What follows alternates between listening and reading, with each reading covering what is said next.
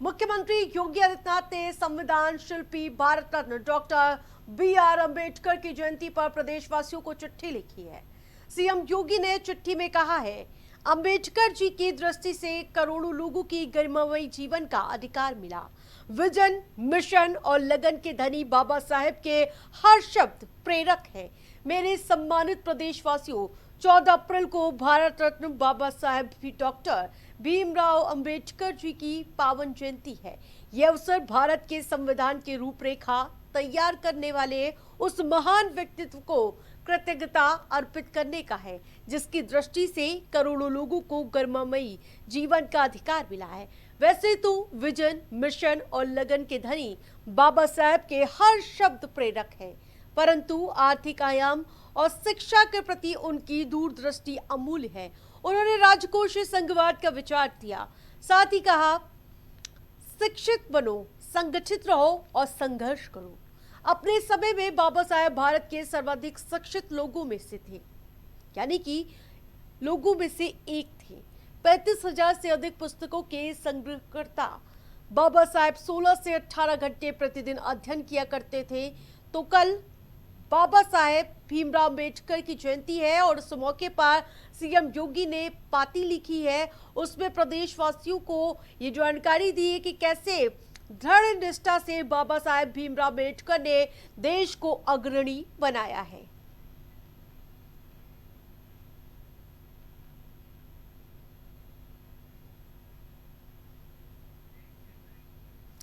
उत्तर प्रदेश के मुख्यमंत्री योगी आदित्यनाथ सोमवार आज मुजफ्फरनगर में रोजगार मेले का उद्घाटन करेंगे। इस दौरान वो युवाओं के लिए रोजगार के नए अवसरों का द्वार खोलेंगे।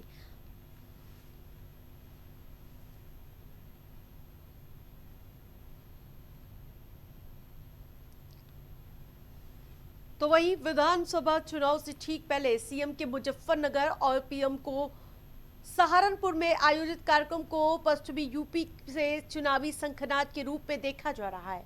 मुख्यमंत्री योगी आदित्यनाथ के साथ मुजफ्फरनगर में केंद्रीय राज्य मंत्री जयंत चौधरी भी जनसभा को संबोधित करेंगे और इसके अलावा पिछले कई दिनों से वृहद स्तर की तैयारियां चल रही हैं।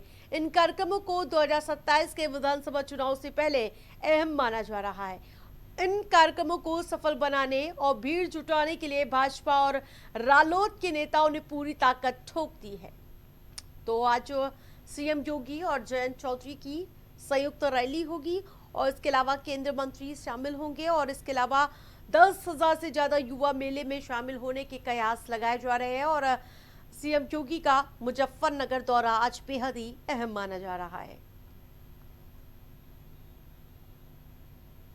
तो बताते चले, जिस प्रकार से सीएम योगी का दौरा है उसको लेकर प्रशासन पूरी तरह से मुस्तैद नजर आ रहा है और प्रशासनिक व्यवस्था पहले से पूरी कर ली गई है। लेकिन 2027 के चुनाव के लिहाज से ये आज का जो कार्यक्रम है बेहद ही अहम माना जा रहा है। कार्यक्रमों का पश्चिमी यूपी से चुनावी शंखनाद के रूप में देखा जा रहा है, क्योंकि मुख्यमंत्री योगी आदित्यनाथ के साथ केंद्रीय मंत्री जयंत चौधरी भी इस कार्यक्रम में शामिल होंगे और संयुक्त रैली होगी और इसे पश्चिमी यूपी से इसके चुनावी शंखनाद के तौर पर जोड़ा जा रहा है और इन कार्यक्रमों को 2027 के विधानसभा चुनाव के लिहाज से बेहद ही अहम माना जा रहा है।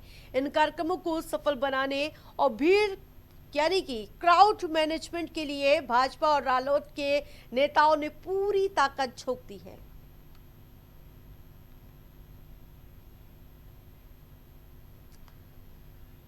यूपी में पंचायत चुनाव कराने का समय आ चुका है, लेकिन पंचायत चुनाव को लेकर सरकार का मूड क्लियर नहीं नजर आ रहा है।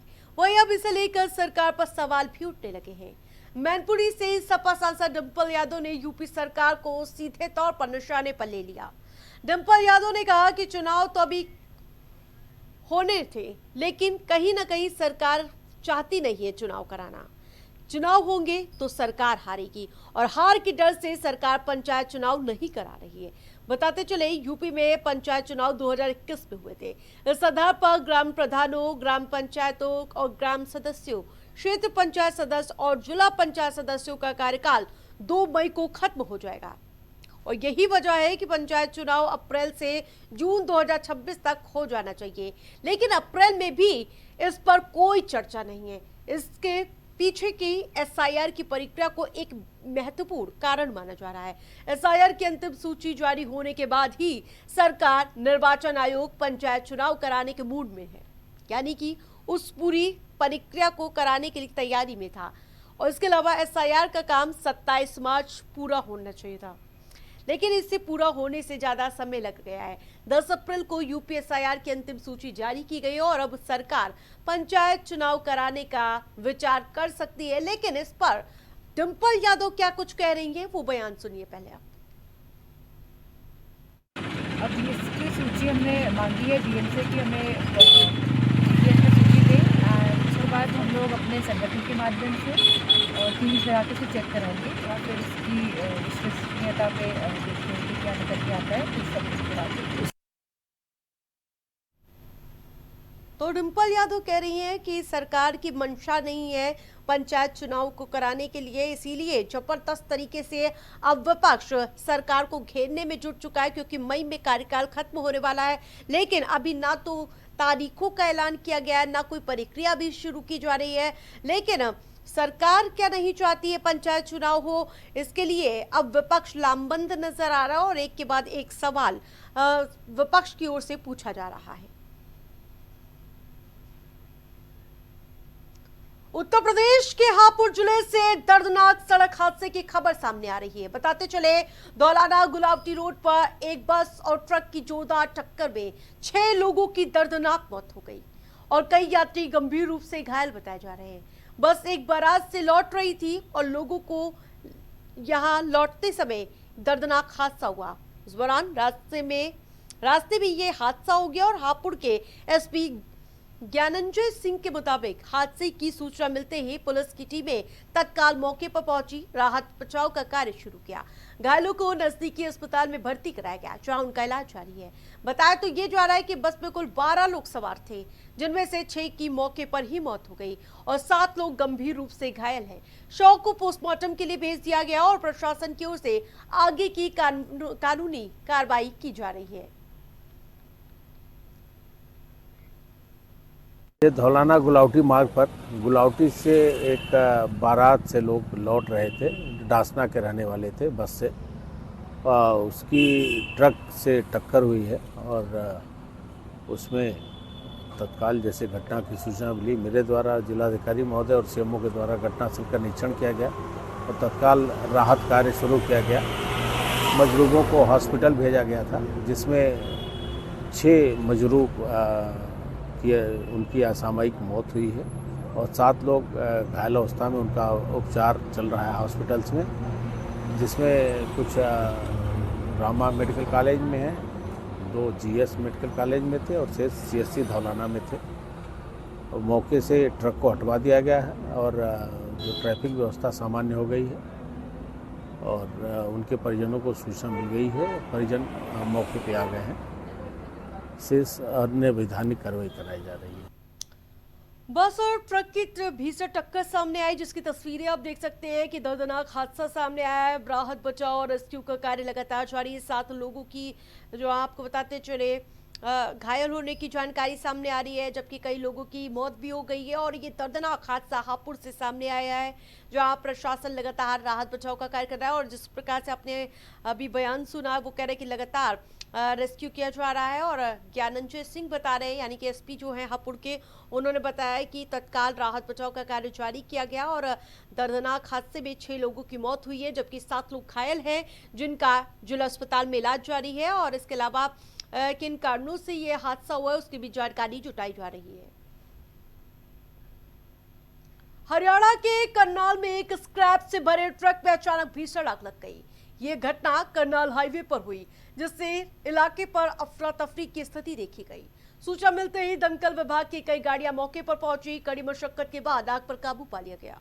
करनाल हाईवे पुलिस स्टेशन के एसएचओ दर्शन सिंह के मुताबिक इस घटना में किसी तरह की जनहानि की सूचना नहीं है, जो एक राहत की बात है। हालांकि ट्रक में लदे सामान को काफी नुकसान पहुंचाया है। बताया ये जा रहा है कि ट्रक दिल्ली से चंडीगढ़ की ओर से जा रही थी और इस दौरान रास्ते में इसमें आग लग गई। फिलहाल आग लगने के कारणों का पता नहीं चला और पुलिस जांच पड़ताल में जुटी है।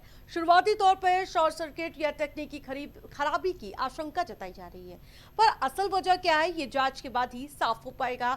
लेकिन दर्शन सिंह एसएचओ की ओर से क्या कुछ अभी ताजा जानकारी दी गई है, वो सुनिए पहले। ऐसे तो इन्वेस्टिगेशन का विषय रहेगा, लेकिन कोई भी सर्किट लग गया, किसी भी कारणवश हुआ है, लेकिन अभी आग पे भी काबू पा लिया गया फायर ब्रिगेड के द्वारा और हाईवे को समुद्री चला दिया गया है। अभी किसी के जान की कोई सूचना नहीं, किसी के नुकसान की, लेकिन माल का कोई नुकसान हुआ है। पीछे से अभी दिल्ली साइड से आया हुआ था और ये आगे चंडीगढ़ साइड में जाना था और इसके अंदर पेंट वगैरह डिब्बे हैं, इस टाइप का है, परफ्यूम वगैरह इस टाइप के हैं इसके अंदर।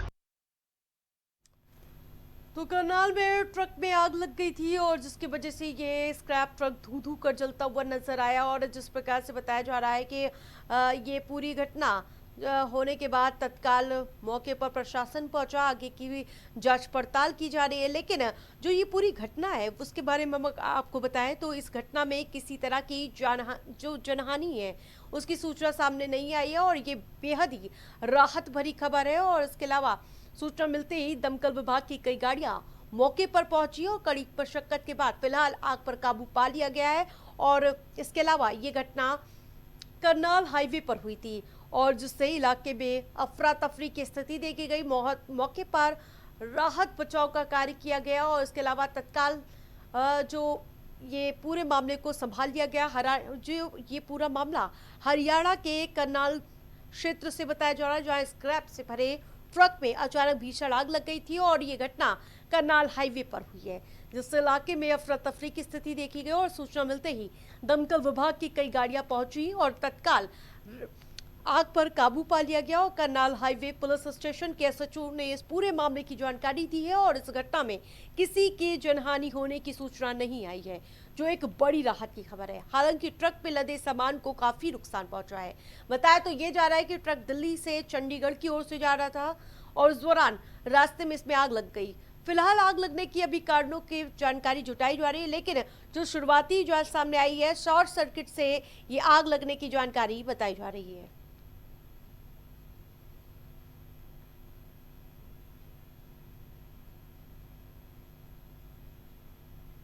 बॉलीवुड की लेजेंडरी सिंगर सुरू की मलिका आशा भोसले के निधन से पूरे देश में गम का माहौल है। उन्होंने 12 अप्रैल को मुंबई के ब्रीच कैंडी अस्पताल में आखिरी सांस ली। 13 अप्रैल को सुबह 10 बजे से आशा भोसले के अंतिम दर्शन शुरू होंगे और शाम 4 बजे उनका शिवाजी पार्क में अंतिम संस्कार किया जाएगा। आशा भोसले के निधन के बाद उनके अंतिम दर्शन और अंतिम संस्कार को लेकर परिवार की ओर से जानकारी साझा की गई है। आशा भोसले के बेटे आनंद भोसले ने बताया, आम लोगों और उनके चाहने वाले कल सुबह 10:30 बजे से दोपहर 2 बजे तक कासा ग्रैंड बिल्डिंग में पहुंचकर उनके अंतिम दर्शन कर सकेंगे। उन्होंने आगे बताया कि आज शाम करीब 4 बजे उनका अंतिम संस्कार शमशान घाट पर किया जाएगा। इस दौरान परिवार, करीबी रिश्तेदार और इसके अलावा संगीत जगत से जुड़े कई बड़े नाम मौजूद रहेंगे।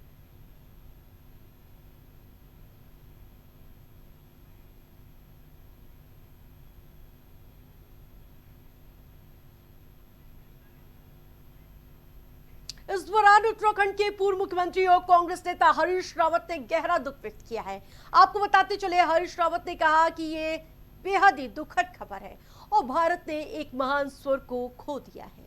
उन्होंने कहा कि लता मंगेशकर, उनकी बहन आशा भोसले ने अपने गीतों के जरिए देशवासियों के दिलों में अमिट छाप छोड़ी। उनके गाए हुए गाने, अनगिनत गीत आज भी लोगों को प्रेरित करते हैं और आगे भी करते रहेंगे।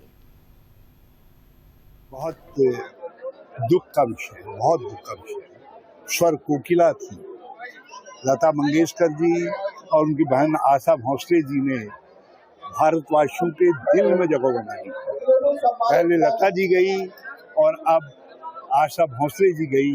बहुत दुख है, मगर वो कुछ अमर गीत दे करके गई, अमर स्वर दे करके गई है। वो लोगों को उसी तरीके से प्रेरित और आह्लादित करता रहेगा जिस तरीके से उनके जीवन काल में उनके गीत करते। उनका स्वर हमेशा लोगों के मन मस्तिष्क दिलों में गूंजता है। ये बताना चाहता हूँ कि पूरे दुनिया से, पूरे देश भर से, पूरे महाराष्ट्र से आशाताई अपने बीच में नहीं रही, इसका शोक व्यक्त हो रहा है, संवेदना व्यक्त हो रही है। भोसले परिवार से भी पूरे देश दुनिया से लोग संवेदना व्यक्त कर रहे, संपर्क कर रहे। व्यवस्था सुचारू रूप से चले, इसके लिए नम्र निवेदन है कि जहां आशाताई का घर है लोअर परेल में, यहाँ पर कासा इमारत में बिल्डिंग के यहाँ कल सुबह 10:30 से 2 बजे तक दोपहर तक यहाँ पर अंत्य दर्शन की व्यवस्था की गई है। आशाताई पर प्रेम करने वाले सभी इस व्यवस्था को सहकार्य करें। दिग्गज गायिका आशा भोसले के निधन पर पूरे देश में शोक की लहर है। इस पर अभिनेता अन्नू कपूर की भावुक प्रतिक्रिया सामने आई है।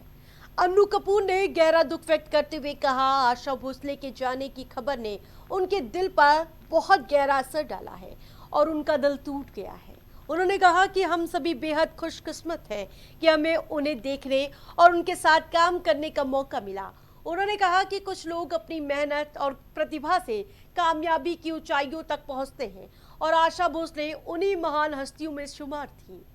आज वो हमारे बीच न होना, यानी कि आज उनका हमारे बीच न होना संगीत जगत के लिए एक बहुत बड़ी क्षति है। अन्नू कपूर ने कहा कि आज की पीढ़ी के लिए आशा भोसले एक ऐसी विरासत छोड़ गई हैं जो कभी मिट नहीं सकती। देश आज एक अमर आवाज को खोने का गम मना रहा है। आशा जी के जाने का समाचार मन को बहुत व्यथित कर गया, शोकाकुल हूँ और क्या कह सकता हूँ। और हम सब बहुत सौभाग्यशाली हैं कि हमें उन्हें देखने का, उनके साथ काम करने का सुअवसर प्राप्त हुआ, सानिध्य प्राप्त हुआ। कुछ लोग महानता की जिन ऊंचाइयों को छूते हैं, उनमें से एक नाम आशा भोसले आज हमारे बीच नहीं है। और मैं हमेशा इससे पहले भी कह चुका हूं कि पार्श्व गायन के 2 सूरज थे,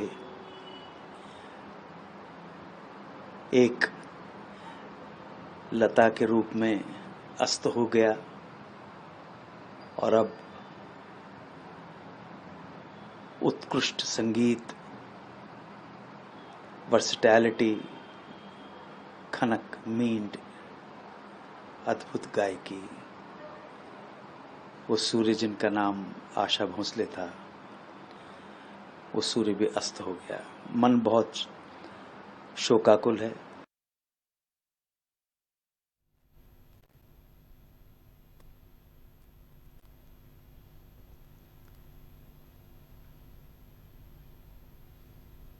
तो आपको बताते चले, आशा भोसले के निधन से पूरे देश भर में शोक की स्थिति देखी गई। प्रधानमंत्री से लेकर सभी दिग्गजों ने उन्हें याद किया और इसे एक युग का अंत के तौर पर देखा जा रहा है। जिस प्रकार से उनके स्वरों की जो मलिका थी वो कहीं ना कहीं हमारे बीच